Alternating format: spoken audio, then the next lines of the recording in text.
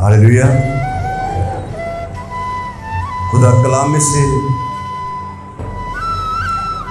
ये जो कलाम है हमारे लिए गवाहियाँ हैं, बरकत है और बहुत सारी नसीहतें हैं। कुछ हवाला जात ऐसे हैं कि इंसान उनसे इबरत सीखे, इसलिए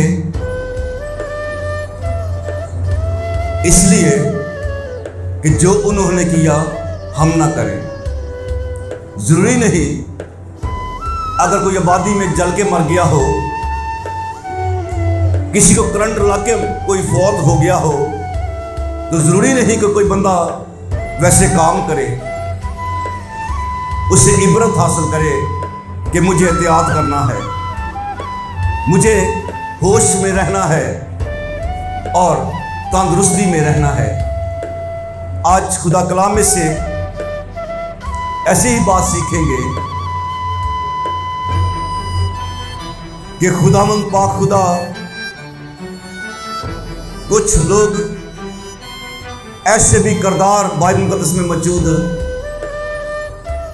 जिन्होंने खुदावंद के सामने जो कुछ बोला, सबसे पहला किरदार तुम्हारे मसीह का है,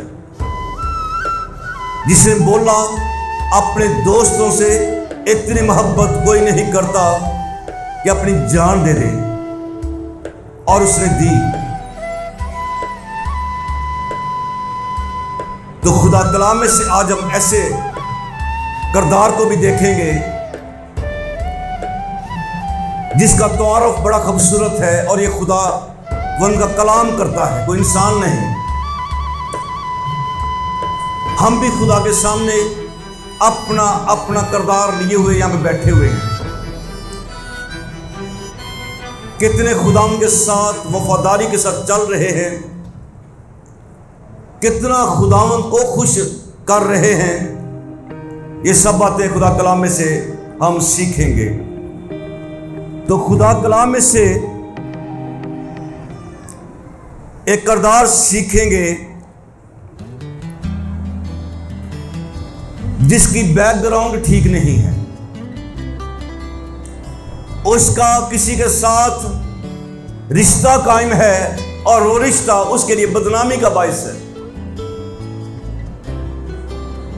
और वो है कसबी की औलाद, गैर औरत। शायद कसबी को बदकार औरत कहा जाता है, और उसमें से एक लड़का पैदा होता है। अक़ज़ात की किताब उसकी तारीफ कर रही है। 11वां बाब पहली आयत से, और जलादी इफ्ता बड़ा जबरदस्त सूरमा, उसको जबरदस्त सूरमा कह के उसका तारुफ इंट्रोडक्शन करा रही है। हो सकता है हम में से भी यहाँ पे कुछ ऐसे किरदार हों जिनकी लोग तारीफ करते हों कि वो बड़ी परस्तिश करने वाला, परस्तिश करने वाली, दुआ करने वाला, दुआ करने वाली। इधर खुदा उसके बारे में कलाम में तारीफ है कि वो जबरदस्त सूरमा है। सूरमा, ये यशवा के बारे में भी बोला गया, ये दाऊद के बारे में भी बोला गया, जिसके बारे में खुदा खुद कहता है कि मेरे दिल के मुआफिक मुझे मिल गया।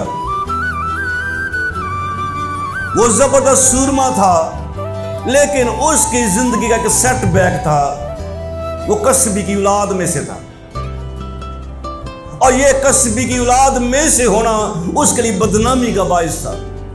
उसको लोग हकारत की निगाह से देखते होंगे।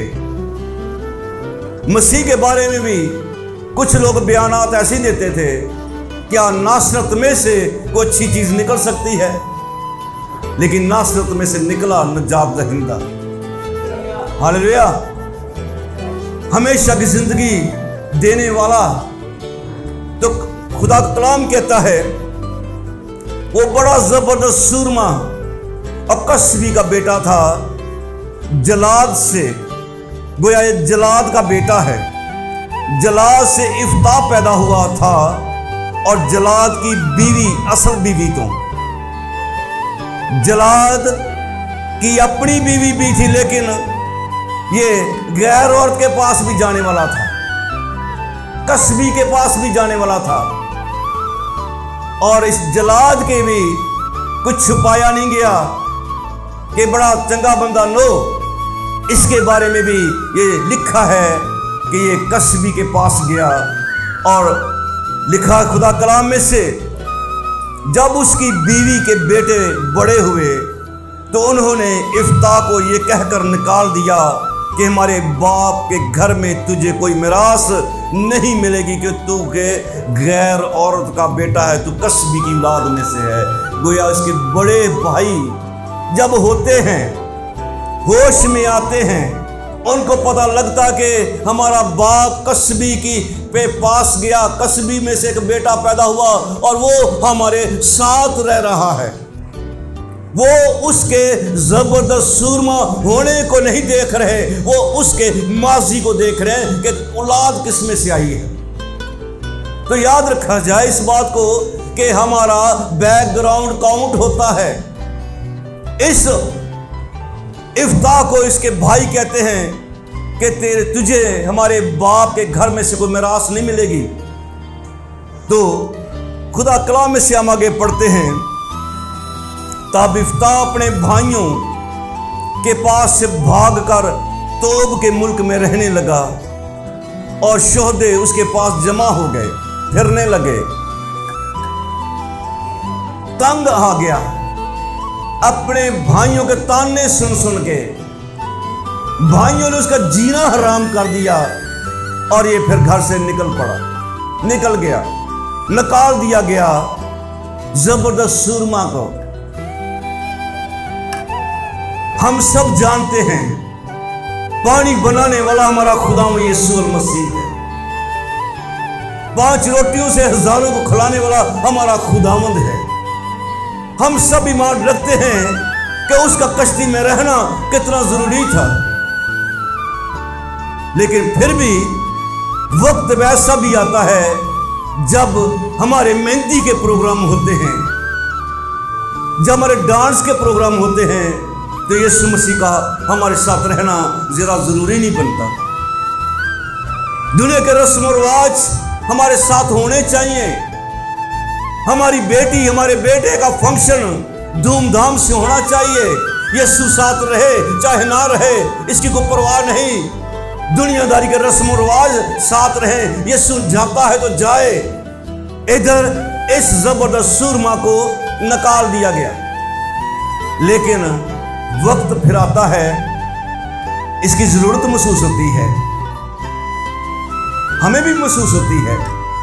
जब कोई बंदा ज्यादा मुसीबतों च पै जाए, फिर उसकी जबान खोल दी, यहोवा मैं पुकारदा हां, अखियां चुकना मैं वल पहाड़ा, जेदों तेनू पुकारा तो सुन सच्चाई दे रब्बा।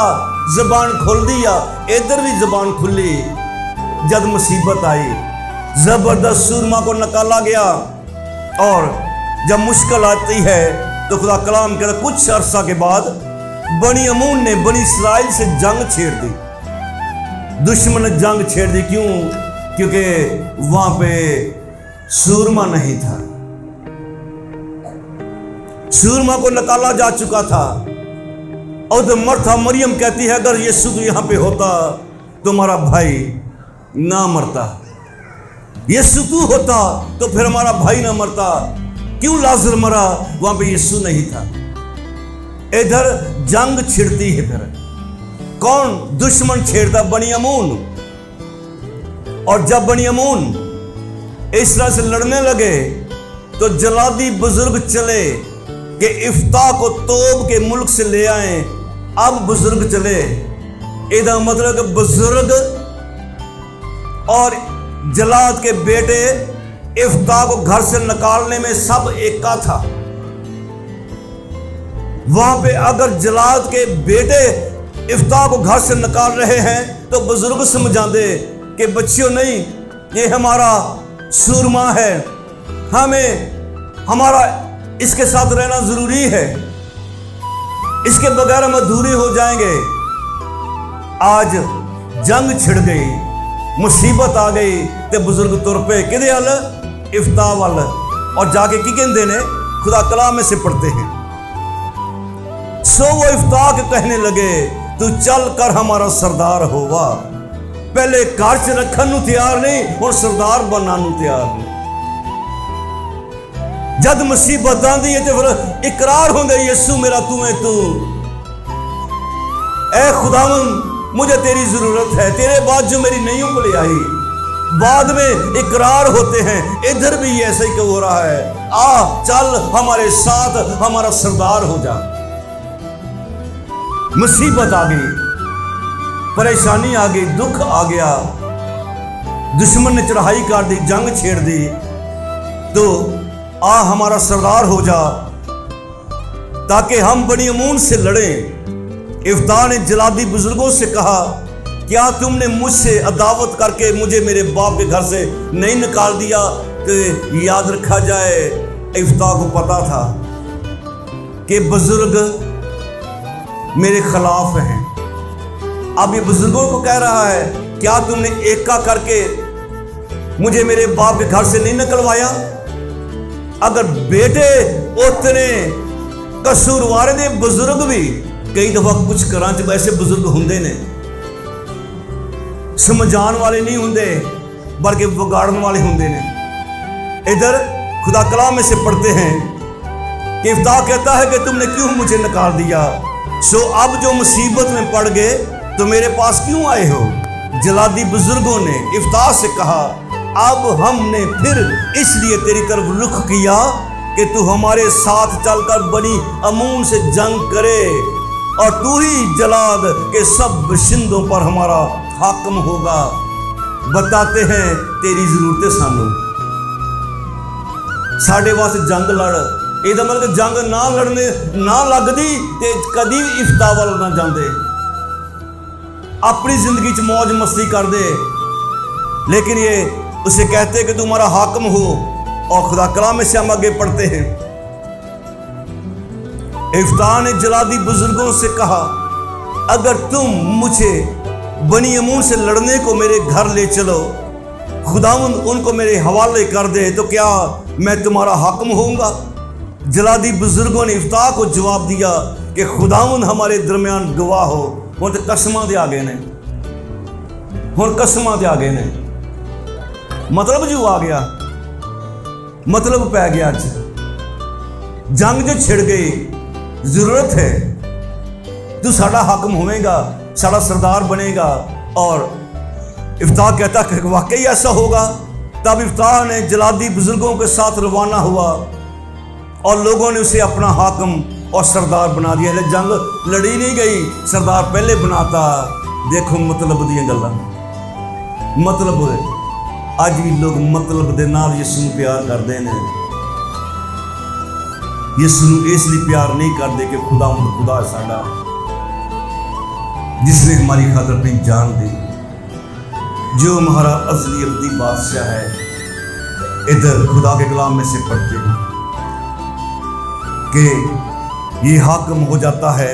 इफ्ता ने बनी अमून के बादशाह के पास एलची रवाना किया, कहला भेजा कि तुझे मुझसे क्या काम, जो तू मेरे मुल्क में लड़ने को मेरी तरफ आया। बनी अमून ने, सुने, दुश्मन बनी अमून ने, बादशाह ने इफ्ता के एलचियों को जवाब दिया, इसलिए हम तेरे इस मुल्क में लड़ने को आए हैं। क्यों लड़ने को आए हैं? वजह क्या है? इसलिए कि जब इस्राएली मिस्र से निकल आए तो उन्होंने अर्नून और यब्बूक और यरदन तक जो मेरा मुल्क था उस पर कब्जा कर लिया। हम इसलिए आए हैं कि जब ये मुल्क मिस्र से निकले थे लोग, इन्होंने हमारे मुल्क में कब्जा कर लिया। तो याद किया जाए कि दुश्मन अपनी पुरानियां चीज़ों कदी नहीं भुलदा। वो याद रखदा कि ये आज़ाद होए तो मैं दोबारा इन्हां कोलों वो चीज़ां लैनियां। ये लड़ने का मकसद क्या है बनी अमून का? कि इन्होंने हमारा मुल्क छीना है। खुदावंद ने भी शैतान के सारे इख्तियार को छीना और उसने हमें इख्तियार दिया। और इब्लीस आज भी पीछा करता है, इसलिए कि उसे गुलामी छीनी गई जो हम गुनाह के गुलाम थे। और ये इकरार कर रहे हैं, बयान दे रहा बादशाह, हम इसलिए तेरे पास लड़ने को आए हैं कि इन्होंने हमारा मुल्क छीना, उसे उन्होंने छीन लिया। सो अब तू उन इलाकों को सुलह सलामती से हमें फेर दे, सानू वापस कर दे। सारा मुल्क जो तुसी साढ़े को छीनिया सानू वापस कर दे। तो गोया इब्लीस की यही ख्वाहिश है कि बंदिया तू तौबा की ते भुल जा, तू खुदावंद नूं जिंदगी दिती आ ते छड़ दे मेरियां राहां ते चल। वेख पुराने प्रोग्राम, वेख पुरानी सब चीज़ां, वेख तू अपनी पुरानी जिंदगी, वो तेरी जिंदगी चंगी सी, छड़ पुरानी ये नवी जिंदगी जो तू मसीह च गुजार रहा है, सलामती ना सानू वापस लौटा दे। ये है मंसूबा दुश्मन का, और आज वो दुश्मन कामयाब है। आप में से जितने भी यहाँ पे बैठे हैं, हो सकता पानी कितने ऐसे हों जो कामयाब ठहरे, लेकिन जब भी मौका आया ब्याह शादी का कि जी खुशी आई आ तो क्या यीशु घर चों निकल जाए। सानू एक घर वाले दुआ करवाने वास्ते बुलाया, कहने लगे जी दुआ कर रही है, शुक्रगुजारी करनी है। असी पूछा क्यों करनी आ? असी ढोलकी रखनी आ, शुक्रगुजारी करके खुदा को मसा करो जी ढोलकी नूं, इते बाद सी इस ढोलकी रखनी है। तो ढोलकी तो की हुंदा है? बरकतां देने वाला खुदा ते ढोलकी दे जलाल पाने वाला गुज्जर पर कित्थों आंदा है? नहीं, पीछा करता है। क्यों? वापस लेने के लिए। सलामती इतना दे दे वरना मुश्किल हो जाएगी। ये इफ्ताह को पैगाम है बनी अमून का, और फिर वक्त आता है कि फिर जंग के लिए इफ्ताह तैयार होता है। और खुदा कलाम में से हम आगे ये भी पढ़ते हैं कि इफ्ताह ने सब बातें अपने खुदावंद को कह सुनाई, सारे हालात को खुदावंद को कह सुनाया कि खुदावंद मैं कुछ नहीं, तू है, तू ही सब कुछ। हालेलुया, हालेलुया, हालेलुया, आमीन। खुदावंद को सब कुछ कह सुनाया। एक दफा किसी में इब्लीस आ गया। मेरे रिश्तेदारों का एक भाई था और वो हमारे घर पे आया इस्लामाबाद की तरफ से कि वो चीज़ें तोड़ रहा है और सब कुछ उलट पुलट कर रहा है, संभाला नहीं जा रहा। मैं फौरन तौर भाई मुख्तार के पास गया कि भाई जी उधर इब्लीस आ गया। भाई कहने लगे कि मेरे को तो टाइम को नहीं, तो तेरे वास्ता काम को नहीं, मेरे को टाइम को नहीं, तो तेरे वास्ता काम को नहीं। मैंने एक ही जवाब दिया, मेरे वास्ता काम को नहीं कि खुदा को कोई मुश्किल को नहीं। हालेलुया, कि खुदा को कोई मुश्किल को नहीं। और अपनी बीवी के साथ अकेला ही गया, घर पे पहुंचा। जिस बंदे जो इब्लीस कढ़ना सी बिल्कुल शांति ना बैठा कि उससे नहीं मैंने चाह पे बना के देती। हालेलुया। तो खुदा अपने बंदों के लिए अजीब काम कर दिखाता है। इधर इफ्ताह ने सब बातें खुदावंद को कह सुनाई और खुदा कलाम कहता है कि इफ्ताह के ऊपर खुदा का रूह जोर से नाज़िल हुआ। जब खुदावंद की रूह इफ्ताह पर नाज़िल हुई, वो जलाद और मिस्फा से गुजर कर जलाद के मिस्फा में आया और जलाद के मिस्फा से बनी अमून की तरफ चला और इफ्ताह ने खुदावंद की मन्नत मानी। हन्ना ने भी मन्नत मानी थी, अगर तू औलाद नरीना मुझे दे तो तेरे दे दूंगी, अभी बेटा आया नहीं, उसने पहले से मन्नत मानी, इधर जंग लगा लड़ी नहीं, पहले मन्नत मान रहा है। तो इसका मतलब है कुछ खुदा के हुजूर पहले दिया जाए। लोग कहते हैं कि बरकत मिले फिर खुदा मैं तेनू देवांगा, मैं ये करांगा। नहीं, पहले भी दिता जा सकता है, मन्नत मानी जा सकती है। इसने मन्नत मानी और मन्नत क्या मांग रहा है, कह रहा है खुदा उनके सामने कह रहा है उसने मन्नत मानी। और मन्नत क्या है? तो जब मैं बनी अमून की तरफ से सलामत लौटूंगा, उस वक्त जो कोई पहले मेरे घर के दरवाजे पे निकल कर मेरा इस्तकबाल को आए, वो खुदावंद का होगा। तो मैं उसको सोख्तनी कुर्बानी के तौर पे गुजरानूंगा। ये थी उसकी मन्नत कि जब मैं सलामत आऊँगा, जंग करके फतह करके वापस आऊँगा, मेरे घर से बाहर मुझे जो कुछ नजर आएगा, मैं उसे सोख्तनी कुर्बानी के तौर पर से गुजरानूंगा। ये थी उसकी मन्नत। और जंग के लिए चला जाता है। लेकिन खुदा कलाम कहता है कि खुदा ने इस तरह बनी अमून बनी इसराइल से मगलूब हुए और खुदा ने उनको उनके हाथ में कर दिया, गोया खुदा ने फतह बख्शी। बोले हालेलुया, बोले हालेलुया, बोलो जोर दी हालेलुया। इफ्ताह के लिए जोर ताली बजाएं हालेलुया, अच्छे किरदार के लिए। और जब फतह करके वापस लौटता है, कितना खुश होगा, कितना खुश होगा कि मेरे खुदा ने हमें दुश्मनों से रहाई दी है, हमारा दुश्मन शर्मिंदा हुआ है। और खुदा कलाम में पढ़ते हैं 34वीं आयत के अंदर, इफ्ताह मिस्पा को अपने घर आया, उसकी बेटी तबले बजाती नाचती हुई उसके इस्तकबाल को निकल कर आई। वही एक उसकी औलाद थी, उसके सिवा उसके कोई बेटी और बेटा ना था। जब बेटी को पता लगता कि मेरे बाप को खुदा ने फतह बख्शी है, दुश्मन शर्मिंदा हुआ है, दुश्मन मगलूब हुआ है, तबले बजाती हुई नाचती हुई अपने बाप का इस्तकबाल करने को निकलती है। कितनी खुश होगी वो बेटी, किस लिहाज से कि मेरे बाप को खुदा ने फतह बख्शी है। अब मेरे बाप को कोई कसबी की औलाद नहीं बोलेगा, अब मेरे बाप को कोई ताना नहीं देगा। मेरा बाप सरदार बन के, हाकम बन के अब इनका हुक्मरान होगा। मेरे खुदा ने मेरे बाप को इज्जत दी है। कितना खुश होगी औलाद, वो बेटी जो अकेली बेटी है अपने बाप के लिए।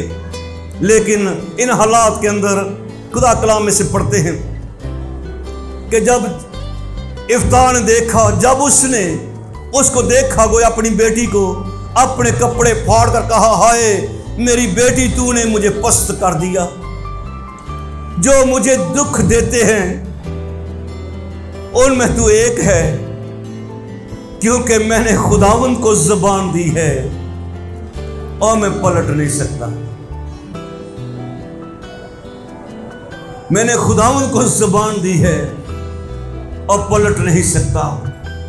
और खुदावंद को से मन्नत मानी, ज़बान दी थी कि मेरे घर से बाहर जो मुझे पहले निकलता हुआ नजर आएगा, वो सोख्तनी कुर्बानी के तौर पे गुजरान दिया जाएगा, उसे कुर्बान कर दिया जाएगा। एक ही बेटी है, ना बेटा है ना बेटी है, एक ही बेटी है। कपड़े फाड़ता है, बाप की मोहब्बत है, क्या करे?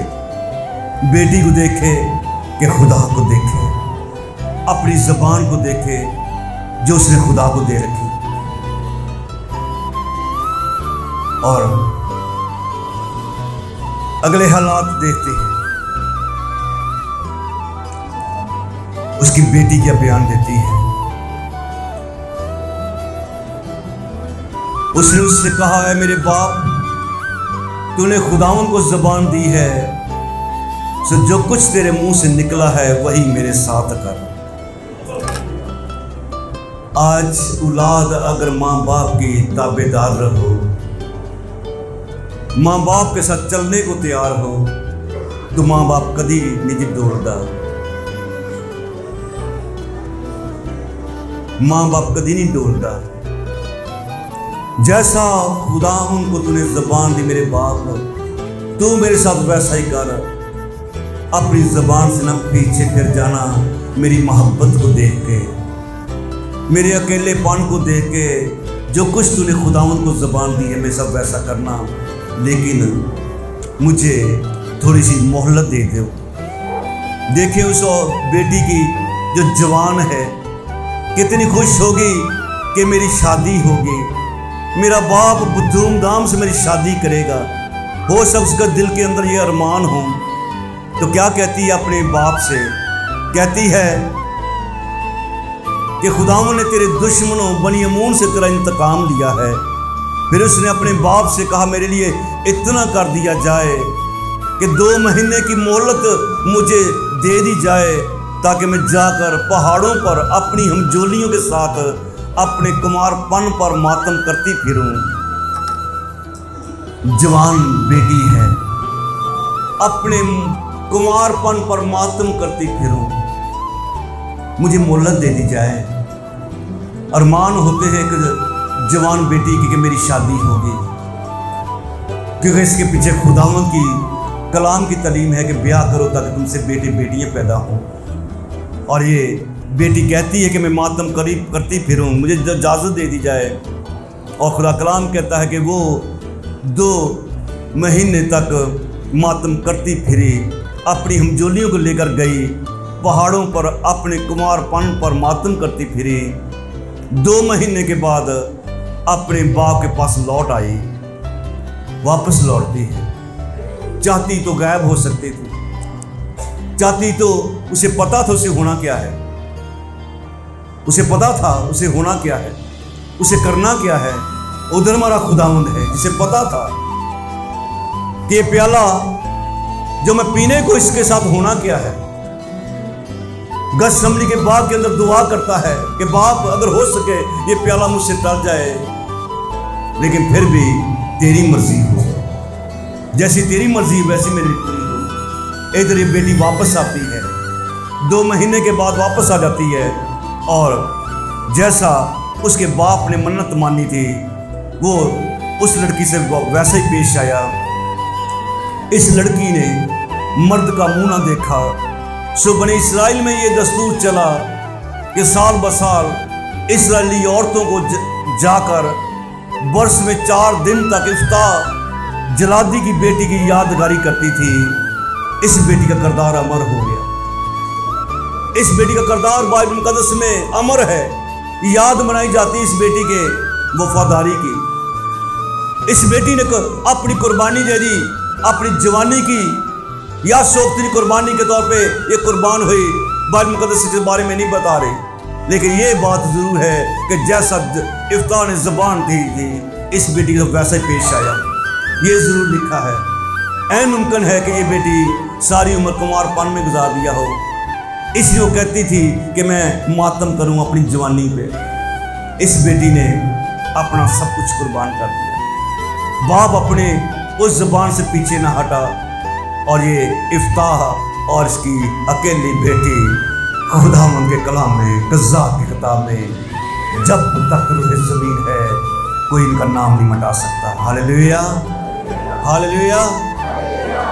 इन्होंने ज़बान दी इफ्ताह ने, और वो कामयाब रहा। लेकिन फजल के दौर के भी कुछ किरदार हैं जो हमारे सामने नजर आते हैं। आज लोग कहते हैं कि हम फजल के दौर में हैं। फजल के दौर के भी कुछ लोग हैं जो कामयाब ना रह सके। 5वां बाब अमाल की किताब, पहली आयत से, एक शख्स हननिया नाम उसकी बीवी सफीरा ने जायदाद बेची, और उसने अपने बीवी के जानते हुए कीमत में से कुछ रख छोड़ा और एक हिस्सा लाकर रसूलों के पाँव में रख दिया। मगर पतरस ने कहा, ए हननिया, क्यों शैतान ने तेरे दिल में ये बात डाली कि तू रूह कुदस से झूठ बोले, ज़मीन की कीमत में से कुछ रख छोड़े? क्या सुने, क्या जब तक वो तेरे पास थी तेरी थी, और जब तूने बेच दी वो तेरे इख्तियार में ना रही। मत तौबा करें, अगर कायम नहीं रह सकते तो तौबा करने के बाद अगर कोई फिरेगा सजा आएगी। अगर तौबा करने के बाद अगर कोई फिरेगा सजा आएगी।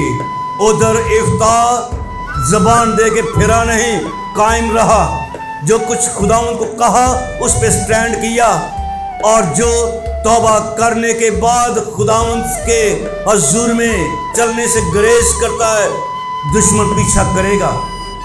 दुश्मन पीछा करता है। जब तक वो तेरी थी, वो तेरी थी, जब तूने बेच दी वो तेरे इख्तियार में ना रही। जब कोई शख्स तौबा करता है, कहता है कि खुदावंद ये दिल मैंने तुझको दिया, वो दिल फिर अपने कामों के लिए इस्तेमाल नहीं हो सकेगा। वो दिल खुदावंद का होगा। कोई बीवी, कोई दुल्हन निकाह के वक्त ये इकरार करते हुए कि मैं इसे अपना ब्याहता शोहर कबूल करती हूँ, उस अपने शोहर के घर में आती है, वो बीवी कभी भी अपने उस शोहर को छोड़ के किसी दूसरे की तरफ निकाह करेगी, प्रॉब्लम आएगी। घर से निकाला जा सकता है, उसे सारे लोगों के सामने बदनाम किया जा सकता है। इधर खुदा का कलाम कहता है कि जब तक वो तेरी थी, वो तेरी थी, और जब तूने बेच दी वो तेरे इख्तियार में ना रही। तूने क्यों ये बात अपने दिल में सोची? शैतान ने तेरे दिल में क्यों बात डाली? सुने आगे क्या है लिखा। जब वो बेची गई, तेरे इख्तियार में ना रही, तूने क्यों अपने दिल में इस बात का ख्याल बांधा? तू आदमियों से नहीं बल्कि खुदा से झूठ बोला।